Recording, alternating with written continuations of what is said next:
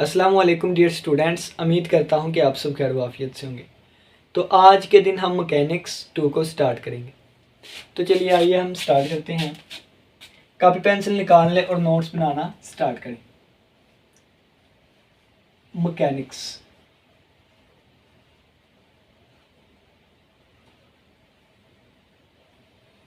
Mechanics की हमारे पास दो ब्रांचेस होती हैं, एक statics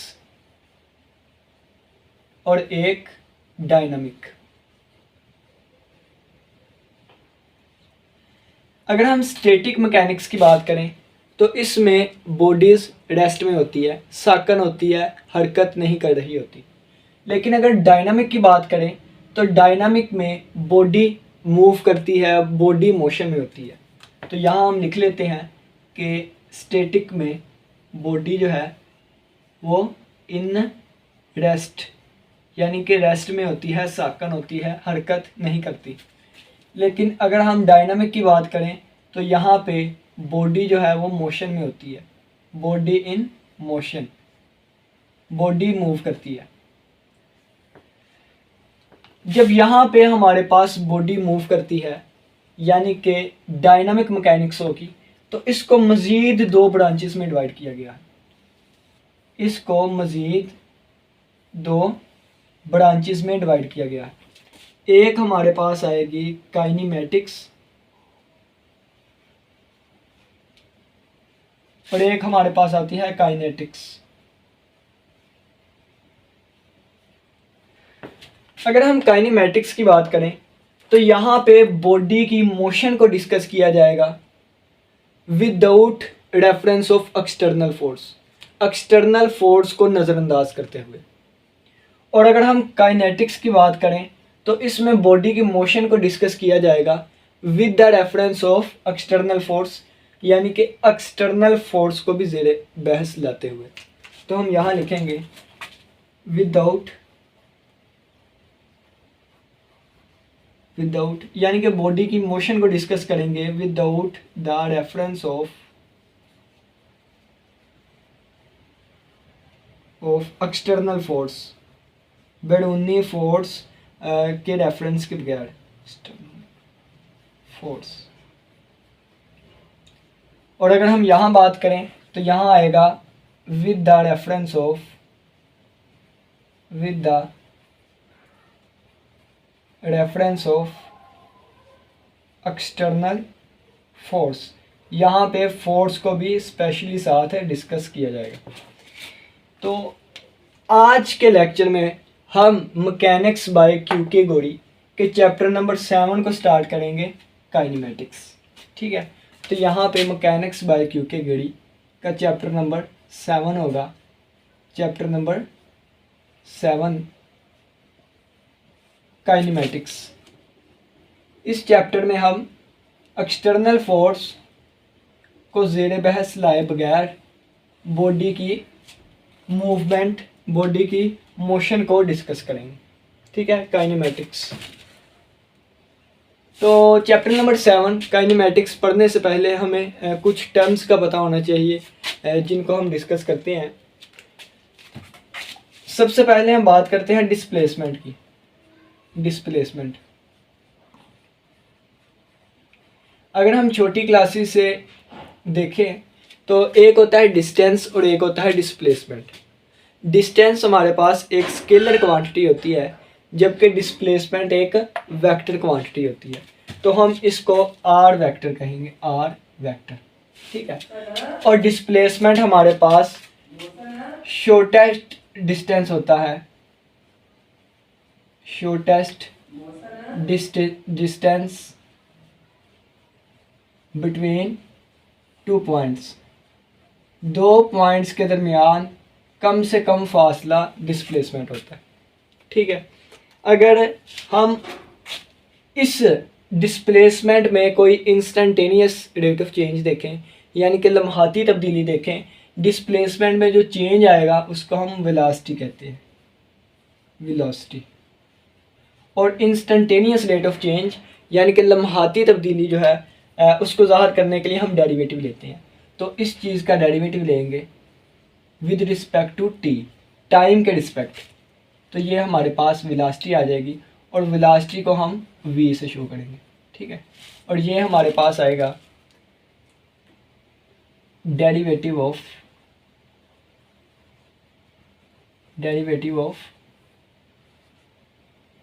displacement with respect to time t, ठीक है। या आप इस तरह कह लें कि instantaneous rate of change in displacement, या आप इसके अलावा ये भी कह सकते हैं rate of change in displacement with respect to time, rate of change in displacement with respect to time, ठीक है। और अगर हम दोबारा इस वेलोसिटी में अगर कोई चेंज देखना चाहें कि वेलोसिटी में कोई चेंज आया है, तो वो हमारे पास एक्सेलरेशन बन जाता है, एक्सेलरेशन। तो एक्सेलरेशन को हम ए से ज़ाहिर करते हैं, ये ए से हमने डिनोट कर दिया। ये भी एक वेक्टर होता है, इसलिए वेक्टर की हमने वेक्टर का साइन यूज़ किया। तो ये हमारे पास वेलोसिटी का इंस्टेंटेनियस रेट ऑफ चेंज होता है, तो यहाँ पे वेलोसिटी का डेरिवेटिव आएगा विद रिस्पेक्ट टू टाइम के, या वेलोसिटी की जगह इस डिस्टेंस का यानी कि डिस्प्लेसमेंट का 2 दफ़ा डेरिवेटिव ले लें, तो ये हमारे पास एक्सेलरेशन आ जाता है। यानी कि रेट ऑफ चेंज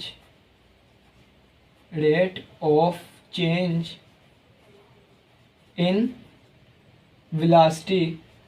वेलोसिटी में rate of change with respect to time t के लिहाज से, ठीक है। तो ये कुछ टर्म्स ही हमारे पास के डिस्प्लेसमेंट r होता है 2 पॉइंट्स के दरमियान कम से कम फासला, और ये एक वेक्टर है। वेलोसिटी वेक्टर की बात करें तो ये rate of change in displacement with respect to time t होता है, और ये डिस्प्लेसमेंट का डेरिवेटिव होता है। एक्सेलरेशन की बात करें, ए से ज़ाहिर किया जाता है, ए से डिनोट किया जाता है, और ये rate of change in velocity होता है with respect to time t के, और ये v का 1 दफ़ा डेरिवेटिव लें एक्सेलरेशन आ जाता है, या डिस्प्लेसमेंट का 2 दफ़ा डेरिवेटिव लें तो ये हमारे पास एक्सेलरेशन आ जाता है। तो नेक्स्ट हम एक आर्टिकल कर लेते हैं, तो इसको नोट कर लीजिएगा।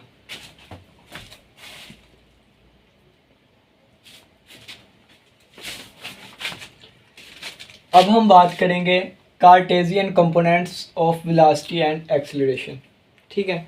तो कार्टेशियन क्या होता है, इसके बारे में आपने पढ़ा कि हमारे पास एक्स और वाई एक्सिस में कोई चीज़ आ जाए तो ये हमारे पास कार्टेशियन आ जाता है, ठीक है ना। ये कार्टेशियन प्लेन है हमारे पास। तो इसी तरह हमने यहाँ पे एक्स और वाई में रहते हुए कोई से 2 पॉइंट्स लिए और उन पॉइंट्स का हमने डिस्प्लेसमेंट देखा, तो हम यहाँ पे लेट कर लेते हैं, लेट। तो हम यहाँ पे लेट कर लेते हैं कि जो हमारे पास डिस्प्लेसमेंट आया ये आर वेक्टर है और ये एक्स आई कैप प्लस वाई जे कैप है। यानी कि फ़र्ज़ करें कि यही हमारे पास एक्स एक्सिस और ये वाई एक्सिस था, तो यहाँ से लेके यहाँ तक अगर एक आर वेक्टर आया है तो ये यहाँ से लेके यहाँ तक एक्स में है और यहाँ से लेके यहाँ तक वाई में है, ठीक है। और एक्स की डायरेक्शन शो करने के लिए हम आई यूनिट वेक्टर यूज़ करते हैं और वाई की डायरेक्शन के लिए हम जे यूनिट वेक्टर यूज़ करते हैं, ठीक है। तो ये देखें तो ये एक्स कंपोनेंट यहाँ तक है और वाई कंपोनेंट यहाँ तक है। तो ये चीज़ हमने लिखी कि लेट आर हमारे पास एक डिस्प्लेसमेंट है जो कि यहाँ से लेके यहाँ तक एक्स है और यहाँ से लेके यहाँ तक वाई है, और एक्स की डायरेक्शन शो करने के लिए हमने आई यूनिट वेक्टर यूज़ किया और वाई की डायरेक्शन शो करने के लिए हमने जे यूनिट वेक्टर यूज़ किया। हमने फाइंड क्या करना है, हमने find Cartesian component of velocity and acceleration. Velocity और एक्सेलरेशन के कार्टेशियन कंपोनेंट्स हमने फाइंड करने हैं, ठीक है। तो यहाँ पे अगर हम आर के कार्टेशियन कंपोनेंट्स देखना चाहें तो हम लिखेंगे द कार्टेशियन कंपोनेंट्स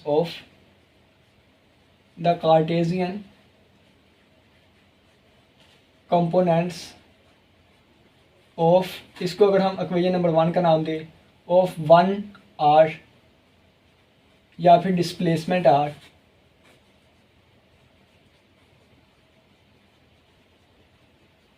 डिस्प्लेसमेंट के जो हमारे पास कार्टेशियन कंपोनेंट्स है वो आएंगे। अगर हम हॉरिजेंटल की बात करें, हॉरिजेंटल कंपोनेंट, और अगर हम वर्टिकल कंपोनेंट की बात करें, वर्टिकल कंपोनेंट, तो अगर हम हॉरिजेंटल में देखें तो ये एक्स हमारे पास हॉरिजेंटल होता है और वाई की डायरेक्शन में जो भी है ये हमारे पास वर्टिकल कंपोनेंट होगा। एक्स की डायरेक्शन ये वाली है तो एक्स की डायरेक्शन में एक्स है और हॉरिजेंटल की डायरेक्शन, वर्टिकल की डायरेक्शन में वाई है, तो ये आ जाएगा। इसी तरह अगर हमने वेलोसिटी और एक्सेलरेशन के कार्टेशियन कंपोनेंट फाइंड करने हैं तो पहले हम इस आर की मदद से वेलोसिटी और एक्सेलरेशन बनाएंगे। तो यहाँ से इक्वेशन नंबर 1 से वेलोसिटी बनाने के लिए हम इसका डेरिवेटिव लेंगे। तो हम लिखेंगे differentiate 1 with respect to t. Differentiate 1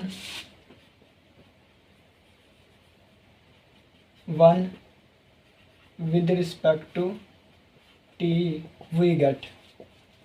तो आप कहेंगे कि यहाँ पे हमने टी के रिस्पेक्ट क्यों डेरिवेटिव लिया, तो आपको बताना चाहता हूँ कि वक्त के हिसाब से टाइम के साथ साथ ही डिस्प्लेसमेंट में चेंजिंग आएगी ना, और टाइम के साथ साथ ही हमारे पास वेलोसिटी में चेंजिंग आएगी जिस वजह से एक्सेलरेशन होगा। और अगर आपने इसको सिंपल करना है तो आप इसको इस तरीके से लिख लें कि आर हमारे पास एक फंक्शन है टी का, यानी कि आर डिपेंड करता है टी पे। अगर टाइम कम या ज़्यादा होगा उस वजह से आर भी कम या ज़्यादा होगा, और आप यहाँ पे इस तरह भी लिख सकते हैं, ठीक है। और x भी हमारे पास t का फंक्शन है और y भी t का फंक्शन, यानी कि देखें कि अगर t चेंज होगा उसकी वजह से x भी चेंज होगा, टाइम चेंज होने की वजह से y भी चेंज होगा, तो इन दोनों के चेंज होने की वजह से r चेंज होगा। तो x और y t पे डिपेंड करते हैं तो फिर r भी t पे डिपेंड करेगा, ठीक है। तो 1 को हमने डिफरेंशिएट किया विद रिस्पेक्ट टू t के, तो ये जो हमारे पास डिस्प्लेसमेंट था ये हमारे पास वेलोसिटी बन गई। तो ये हमारे पास आएगा, वेलोसिटी बन जाएगी कौन सी चीज़, d/dt, और ये हमारे पास वेलोसिटी बन जाएगी और r का डेरिवेटिव है, ठीक है। आप इसे v भी लिख सकते हैं। दोबारा जो आंसर आएगा वो भी t में ही आएगा, यानी कि v जो है वो भी t पर डिपेंड करता है।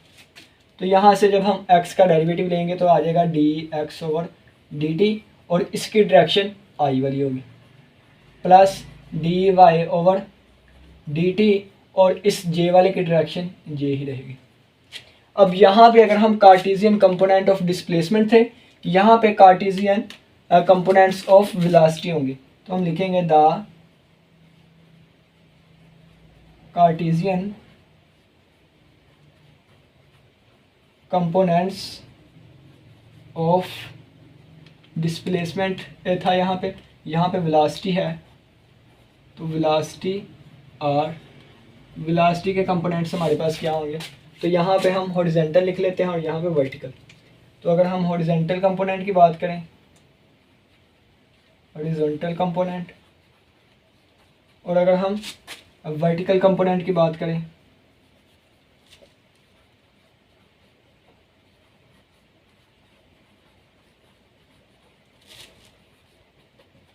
तो हॉरिजेंटल की डायरेक्शन ये वाली है आई जो है हॉरिजेंटल की डायरेक्शन शो करता है, जे जो है वर्टिकल की। तो हॉरिजेंटल के साथ वाली चीज़ जो है इसको हम हॉरिजेंटल कंपोनेंट कहेंगे, ये आएगा dx/dt, और अगर हम वर्टिकल के साथ वाले की बात करें तो ये आएगा dy/dt, ठीक है। इसी तरह अगर हम एक्सेलरेशन के कार्टेशियन कंपोनेंट फाइंड करना चाहते हैं तो हम इसको इक्वेशन नंबर 2 का नाम दे दें, ठीक है। तो हम 2 को डिफरेंशिएट करेंगे या हम 1 को 2 दफ़ा डिफरेंशिएट करेंगे। तो हम 2 को डिफरेंशिएट कर लेते हैं, तो हम लिखेंगे डिफरेंशिएट 2। अब हम 2 को डिफरेंशिएट करेंगे विद रिस्पेक्ट टू टाइम के, वी गेट, ठीक है। तो जब हम इसको करेंगे तो ये हमारे पास आ जाएगा एक्सीलरेशन, और एक्सीलरेशन क्या होगा, डेरिवेटिव होगा v ऑफ t का, ठीक है। और ये भी हमारे पास एक्सीलरेशन भी टाइम पे डिपेंड करेगा, और ये हमारे पास आ जाएगा इसका डबल डेरिवेटिव आएगा, डबल डेरिवेटिव ऑफ x, और ये हॉरिजॉन्टल डायरेक्शन, और plus double derivative of y with respect to t, और ये j की डायरेक्शन। और अगर हमने इसके कार्टेशियन कंपोनेंट्स फाइंड करने हो तो आएगा द कार्टेशियन कंपोनेंट्स ऑफ, इसको इक्वेशन नंबर 3 का नाम दे देते हैं, ऑफ एक्सेलरेशन इज आर। तो एक्सेलरेशन के हमारे पास कार्टेशियन कंपोनेंट्स आएंगे, यहाँ पे हॉरिजॉन्टल और वर्टिकल कंपोनेंट लिख लेते हैं। तो हॉरिजॉन्टल कंपोनेंट और यहाँ पे हमारे पास वर्टिकल कंपोनेंट।